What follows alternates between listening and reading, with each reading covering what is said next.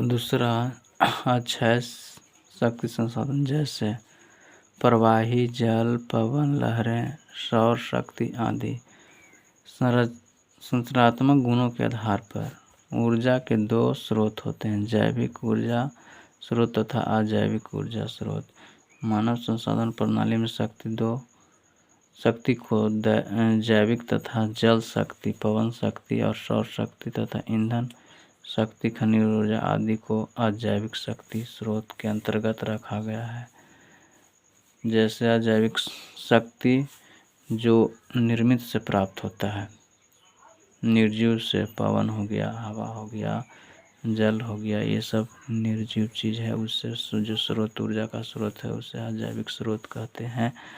शक्ति स्रोत के स्रोत को समय के आधार पर पारंपरिक, गैर पारंपरिक शक्ति संसाधन के रूप में भी वर्गीकृत किया गया है। वो पारंपरिक में भी और गैर पारंपरिक में भी कर दिया गया है, वर्गीकृत कर दिया जाता है। जैसे कोयला, पेट्रोलियम, प्राकृतिक गैस पारंपरिक हो गया, और सूर्य, पवन ऊर्जा, जौर ऊर्जा तथा गर्म करने आदि से गैर पारंपरिक संसाधन के रूप में हो। गैर पारंपरिक संसाधन कौन है? और पूछेगा कि गैर पारंपरिक संसाधन तो सूर्य ऊर्जा जो निर्जीव पदार्थ से है, जो सजीव पदार्थ से है, वो पारंपरिक है, परंपरा के अनुसार निर्माण हुआ है। बहुत लाखों वर्षों के जमीन के अंदर दब जाने के बाद कोयला, पेट्रोलियम का निर्माण हुआ है।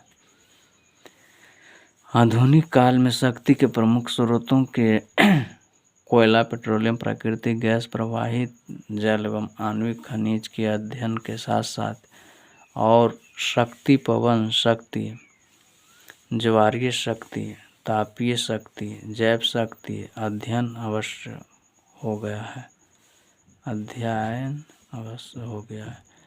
जैसे आधुनिक काल में, आज के काल में मुख्य स्रोत के कोयला हो गया, पेट्रोल हो गया, प्राकृतिक गैस हो गया, प्रवाहित जल हो गया, आणविक खनिज हो गया, जमीन के अंदर से खनिज निकलने वाला हो गया, साथ साथ में सौर ऊर्जा हो गया, सूर्य से निकलने वाला प्रकाश के द्वारा, हवा से बनने वाली ऊर्जा, पवन शक्ति, ज्वार से, समुद्र के लहर से जो ऊर्जा उत्पन्न होता है उसको ज्वारीय शक्ति कहते हैं।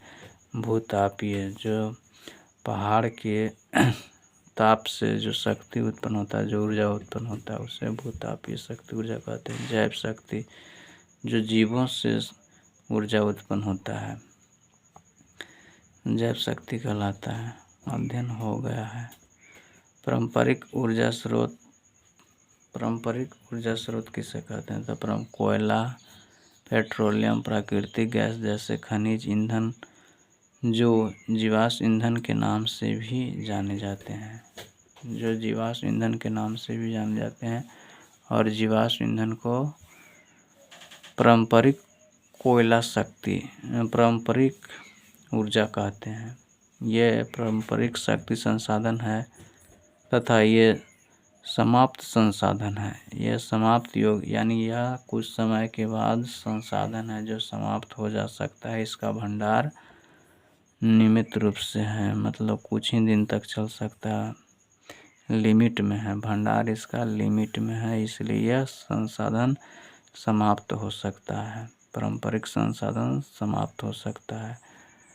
कोयला शक्ति और ऊर्जा का महत्वपूर्ण स्रोत है। कोयला शक्ति और ऊर्जा का महत्वपूर्ण स्रोत है। जनवरी 2008 तक भारत में 1200 मीटर की गहराई तक पाए जाने वाले कोयले का कुल अनुमान लगाया गया है। भारत में 2008 में लगाया गया था कि 26,454 करोड़ टन आंका गया है।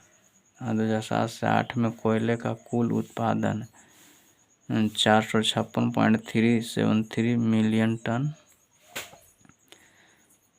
था।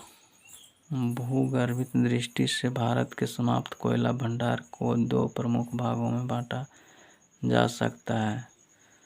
पहला कोयला भंडार है गोंडवाना समूह। गोंडवाना समूह कहाँ में है? तो गोंडवाना समूह है जो इस समूह में भारत के 96% कोयले का भंडार है। गोंडवाना समूह में 96% कोयले का भंडार है तथा कुल उत्पाद का 99% भाग प्राप्त होता है। यहाँ से कोयले का निर्माण लगभग 20 करोड़ वर्ष पूर्व में हुआ था। गोंडवाना कोयला क्षेत्र मुख्यतः 4 नदियों में पाए जाते हैं: दामोदर नदी, दामोदर, सोन, महानदी, वर्धा नदी।